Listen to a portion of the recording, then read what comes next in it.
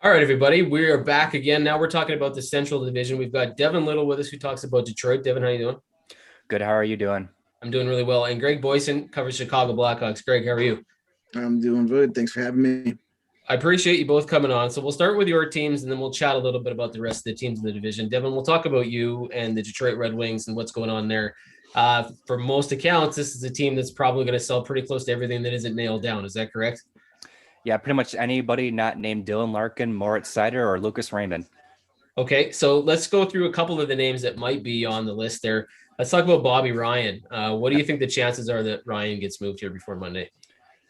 If I could label Ryan as anything, I would label him as the most likely to get dealt. I think that that was more or less the purpose of him coming to Detroit, was to have a decent year and then get flipped the deadline, send him off to a contender and get the Red Wings some future assets.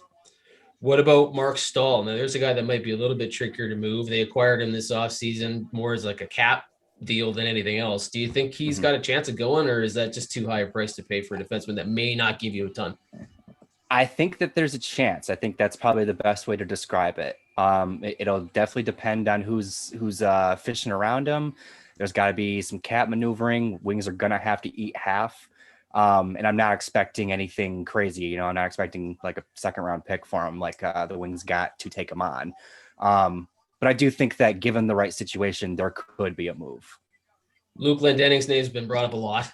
We've heard connections to a handful of teams, including the Edmonton Oilers. Face-off specialist, I think he's probably still leading the league in face-off percentage. Is this a given? Is he going? I think so. It's definitely one of those situations where there's smoke, there's fire. I've heard his name, just like you, way too many times for me to think that he's going to be staying put in Detroit. And I guess one name that has come up a little bit, but maybe less likely to go, Anthony Mantha. Do you think there's anything to that talk? I think that there is something to the talk. I'm not convinced that it'll be ahead of the deadline. I think that might end up being more of a off-season type of deal. But I do think that, again, where there's smoke, there's fire, and his name is coming up for good reason. Any names I didn't mention that you want to make sure that we talk about here before Monday, what fans of the Red Wings should watch for? I think just in general, my big thing is I'm kind of expecting to be surprised. Just because, we go through the names we just went through. Those are kind of the obvious candidates. But Steve Yzerman has never been known to just kind of do what's expected. So even if we see a unexpected name get moved, that fits Yzerman's MO. So I don't know. I'm getting excited. I hope that I'm surprised come deadline day. So I'll ask this same question of you that I've asked of most people. Do you think it's busier than we think, or it's going to be really, really quiet like some people are expecting? I think that compared to other years, it'll be quiet, but that doesn't mean that there won't be action. I think that you'll get guys like Bobby Ryan moved, but I'm not expecting big old blockbusters by any means. Right on. Okay, Greg, let's move on to Chicago here. Let's talk first about the trade that already happened. So Brett Connolly goes to Chicago among some other pieces. Can you give me your first thoughts on that trade and what you saw from yesterday? Well, first of all, it's weird that the Blackhawks are taking on salary. We're so used to them being on the other side, having to get rid of prospects in order to get rid of bad contracts. But now the shoe's kind of on the other foot. Brett Connolly isn't the piece that we're concerned about. I mean, that's just taking on a contract. Obviously, Florida, we'll probably talk about them in a minute. They've got some bigger plans here. They're clearing up space. Getting Stillman and Borgstrom are those are the pieces there.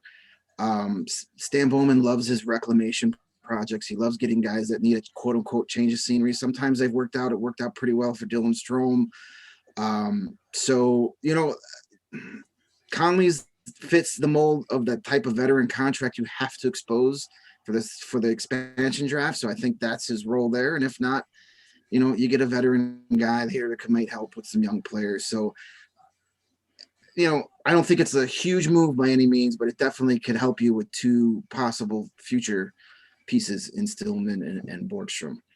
Well, the whole taking on salaries question was what I was going to ask you next. How much do you think that's going to play a continued factor here before the deadline? Is it overstated how much people are talking about Chicago being willing to take on this money, or is this it? Like, are there going to be a couple more deals in this kind of area or vein, or do we think this is probably the deal they're doing?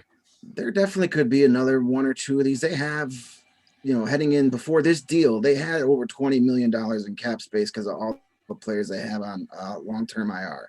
So there's definitely a chance to pick up stuff as long as it's not, that the Connolly thing is a little unsettling because there's 2 years left of that deal.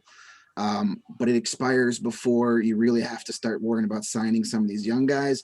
But if there's a bad contract that say expires at the end of this year, and you can get a top, a higher draft pick or good prospect, then I could see that happening for sure.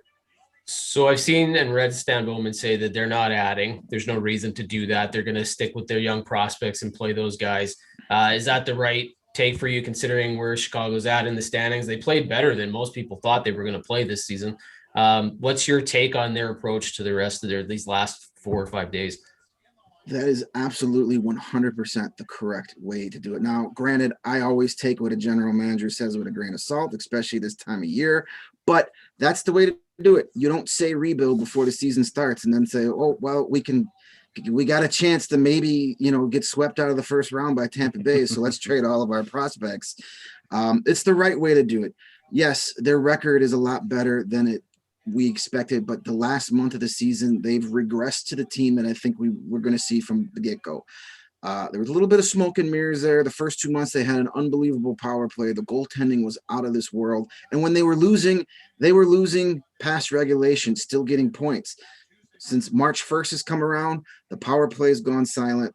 The goaltending's come back down to earth, and they've been losing in regulation. So this is more the team that probably should have started the year. So holding on to your assets, flipping a couple veterans to get more assets, that is the right thing to do for sure. Awesome. Okay, so let's do a quick run through of the rest of the Central Division here. We'll start with Carolina. Here's what I see. There's been some talk from Waddell about his 3 goalies and maybe moving one.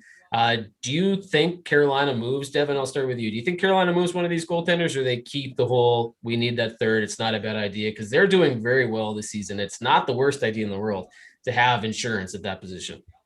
Yeah, I think they will make a move eventually, but I don't think it happens by the deadline. I think that, especially with COVID and all the other sorts of things going on right now, it definitely helps to have that third goalie, that ultimate insurance policy, and they can kind of reassess things after the playoffs. And Greg, we know that Carolina's got some pretty big contracts coming due here. They got some players that are going to make some serious money, but they're right up there, right? They're one of the contenders at this point. Do you think Carolina adds? Do you think they play it safe, considering they don't want to take on? I mean, they could do rentals without having to affect their contracts, but what do you see Carolina doing here? Honestly, I would say they're going to get looking for more depth guys. Those bottom 6 guys, the third pairing defensive guys. I think they're pretty set up top with their lineup. Now, granted, if they wanted to do the rental player, I've been covering the Chicago Wolves all season. Their AHL team, they do have some nice prospects that could definitely land them one of these big rental players if they choose that route. But I think they're pretty satisfied with what they have, and it's hard not to be when you look at their top 6. So they may go out and, they could be a guy that could be back to the Blackhawks, go out and get like a Matthias Janmark, that type of player to kind of fill out PK and defensive roles for the playoffs. Okay, let's move on to Columbus, because here's a team that we've been talking about a lot lately. We have to probably all agree that they're out of it at this point. David Savard, he might even be the belle of the ball in the blue line, because we don't know that Matthias Ekholm's going to get moved. So what do you think, Devin, happens with David Savard? Do you think, 1, he's gone for sure, he's sitting out of the lineup now, and 2, do you have any idea where he might go? I do think he gets dealt. I think at this point, Columbus needs to get what they can to kind of reset the board for next season. And as for where he goes, I really like the fit with Winnipeg. I don't know that is ultimately where he goes, but I do like that, and I can see it happening. I know that Elliot Friedman has mentioned Tampa as kind of a stealth team for him. I'd like to see how that deal could take form, but I do like that fit as well. But just in general, yeah, I see him moved, and I see him getting moved to a team that really needs that right side. Maybe even Florida, considering they just lost Ekblad as well. Yeah, I mean, I've heard the connection between Savard and Winnipeg too, and it makes a lot of sense to me. Although I have also heard that he's not on the top of their list. There's a couple guys ahead of him that they'd like to go shoot for first, but you never know, that could change. What about Nick Fellino, Greg? Here's a guy that's got a huge legacy in Columbus. It's really up to him whether or not he wants to go anywhere, even though he's only got a 10-team modified. Do you think he moves? Do you think he stays put? Does he go and come back? Like, what do you think happens with Fellino here? That's a tough situation. You know, he's such a big part of that franchise, and it's such a fan favorite. It's really hard. You got to think of all the other aspects that come in with moving, not just what happens on the ice, but how does that affect your PR, your ticket sales. Granted, ticket sales aren't the top of the list this season, but going forward, you know, so all those factors have to be in it. And as you said, ultimately, it's going to be, you know, his decision. And I think, you know, he's earned that right to say, yeah, I want to go to a contender. No, I want to, you know, I want to play it out here. So I would say that's a 50-50. If they get the right situation where he feels that he's got a legitimate chance to win a Stanley Cup, say a Carolina or, you know, a team like that makes a phone call, I could see it happening. But, you know, on the flip side, I could see him staying put as well. I think it's an even odds on that one. Yeah, it wouldn't shock me at all if he's one of the names that everybody talks about all the way up to Monday. And then it wouldn't shock me at all if it never doesn't happen, right? It's one of those deals that just, if it doesn't happen, nobody will be surprised and be like, yeah, of course he was going to stay. That's all. We figured he would, right? Like, that's the deal. What about Dallas? Greg, I'll start with you. I really don't know what to say about the Dallas Stars. Like, they're a team that might do absolutely nothing, could sell. Maybe they think with some games in hand that they got a shot at this thing. Like, what's your take on Dallas? I don't know anymore. That's a team I've been warning my colleagues on Blackhawks Banter for the last 3 or 4 weeks. We got to watch out for them when we're talking about, hey, who could catch the Blackhawks for that last spot? You know, they had all those games in hand. They might not have to make a deadline deal if, you know, if they get Sagan and Bishop. I know I'm not 100% sure what their statuses are. I know they were expecting them back. You get either of those guys back, that's better than anything you're going to make on the trade. You know, it again, they're in a weird, they're 1 year removed from a Stanley Cup final, and now they could be selling.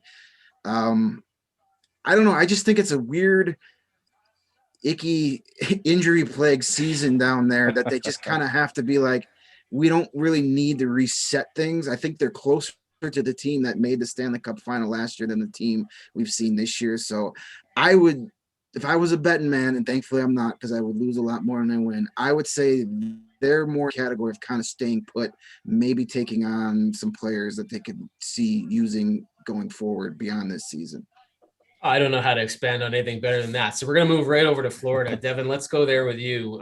We've talked a little bit about the Panthers already, and you think David Savard might be a fit there. We know they've got some cap space. I expect that they'll do something. I mean, they're way up there. Bill Zito's a new GM, wants to make splash probably. Mm-hmm. What do you think Florida does? Do you think they take a huge swing here? Are they the guys that might hit the home run before Monday? It certainly seems like they're positioning themselves to be with the deal they just swung with Chicago. They've got quite a bit of cap space all of a sudden, and I can't imagine that Bill Zito opened that up just to have it. I don't know that I've seen a lot of things saying Taylor Hall is going to go there. I don't know that that is necessarily what I see happening. I know I just mentioned David Savard. I think that does make a lot of sense, not even just because of the Ekblad thing, but because of Zito and his Columbus connections. So I can see something like that. I do think they'll make a swing. How big of one, I think, depends on the other players in the marketplace. Greg, do you think this is a huge year for Florida? I think they think it is. You know, as you mentioned, Bill Zito first year. This isn't a team that's had a ton of trips to the playoffs. And outside of a historical collapse here, they're pretty much all assured of a trip this year. So I think they're going to go for it. And I think that's a good thing. You know, that's a team that, you know, when things are going good, they do well down there. So they're in need of that boost. And what better way to make a first impression as a GM than getting a big a Taylor Hall or David Savard and giving it a shot. You know, the Lightning get all the love down in Florida. So maybe it's time to say, hey, there's 2 teams down here. Perfect opportunity for them. There you go. Okay, so we got 2 teams left, and we got about 2 minutes to cover them. So, Greg, I'll let you talk about the Lightning because you brought them up. Are they buyers? Yeah, I don't know just how you like can Carolina with no cap space. Yeah. How can you be, right? Well, I mean, just like Carolina, if they can find a cheap depth guy, they'll probably make a move. Otherwise, they're not getting any of the top rentals. And Devin, what about Nashville? I mean, here's a team that we all started talking about at the beginning of this because we figured they might be the busiest team, and now they aren't probably poised to do anything. Like, do you see anything coming out of Nashville? Do you see that they're going to even buy at this point? Because they look like they're locked that 4th spot up almost. Their rise over the last month or so has changed the landscape in more ways than one. I think that if they do anything, they might do a soft sell, soft buy, where maybe they just kind of trade one problem for another type of thing. See if they get somebody who gets a little boost in a new environment. But I don't see them trading Ekholm anymore. I don't see them offloading the pieces that we were talking about a month ago. But I also don't think they're in a position to really go for it. So do they stay put? Possibly, might even be the best option. But if anything, it's probably a small switcheroo type of move.